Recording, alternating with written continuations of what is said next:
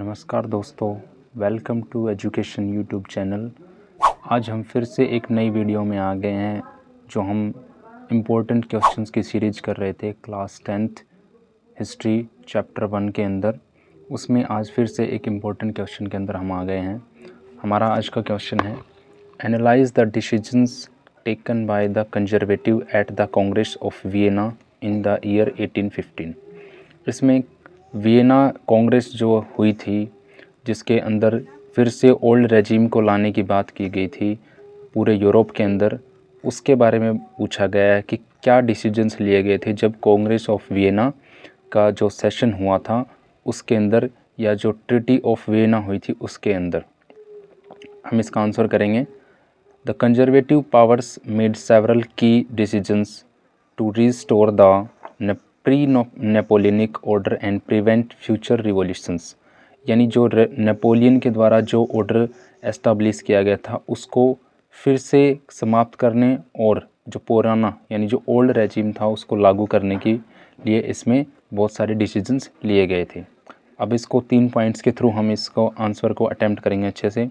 Restoration of monarchies, first इसका point जो है, यानी जो ये क्या चाहते थे कि मोनार्की को फिर से रिस्टोर करना चाहते थे, यानी जो राजतंत्र जो था, जो राजशाही थी, उसको फिर से यूरोप में लागू करना चाहते थे। जिसके अंदर कंजर्वेटिव जो लीडर्स थे, जैसे कि ऑस्ट्रिया का जो ड्यूक मेटरनिख था, उसने क्या किया, उसने इस चीज़ को सपोर्ट किया और इस चीज़ को लागू किया कि फिर से जो ओल्ड रेजिम है, जो 1789 से पहले का जो रेजिम है, ओल्ड रेजिम जो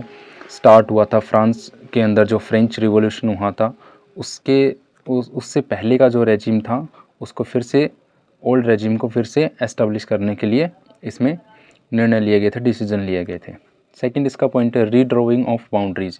यानी इसमें जो भी टेरिटरीज हैं, जो भी कंट्रीज़ की टेरिटरीज हैं वो फिक्स की गई थी, डिफाइन, उसमें जो टेरिटरीज को फिक्स करने की बात की गई, to create balance of power, ताकि बैलेंस ऑफ पावर उसको बनाया जा सके, ताकि कोई भी एक कंट्री डोमिनेट ना करे। For example France was reduce to its 1792 borders, यानी फ्रांस के पास जो 1792 से पहले का जो, यानी उससे पहले का जो भी बॉर्डर हुआ करता था, जो टेरिटरी उसके पास हुआ करती थी, वो टेरिटरी अब जो पहले, यानी जो नेपोलियन के द्वारा जो जितने भी टेरिटरी को कब्जाया गया था वो सारी फ्रांस से ले ली गई थी, और 1792 में जितनी बाउंड्रीज जो थी, जितनी टेरिटरीज जो थी, वहाँ तक उसको फिक्स कर दिया गया था फ्रांस को। तीसरा पॉइंट इसमें है, तो इसमें है establishment of A balance of power, यानी इसके अंदर क्या कहा गया है कि इसका जो मेन ऑब्जेक्टिव था, की objective was to establish a balance of power, ताकि ये बैलेंस ऑफ पावर इसलिए बनाना ज़रूरी था ताकि to prevent the rise of another dominant power like Napoleonic in France, यानी फ्रांस के अंदर जो नेपोलियन जो था, या नेपोलियन ने जो पूरे फ्रांस को डोमिनेट किया था, या जो उसकी नेबरिंग कंट्री थी उसको डोमिनेट किया था, या एक जो सुप्रीम पावर बनने की कोशिश कर रहा था, उसको, उस चीज़ को राइज होने से बचाने के लिए ये बैलेंस ऑफ पावर करना ज़रूरी था। तो ये जो 3 डिसीजंस थे मेनली हमने देखे कि इस तरह के डिसीजंस ट्रीटी ऑफ वियना या जो कांग्रेस ऑफ वियना जो हुई थी उसके अंदर लिए गए थे। थैंक यू गाइज़, वीडियो को लाइक कीजिएगा, शेयर कीजिएगा और चैनल को सब्सक्राइब कीजिएगा।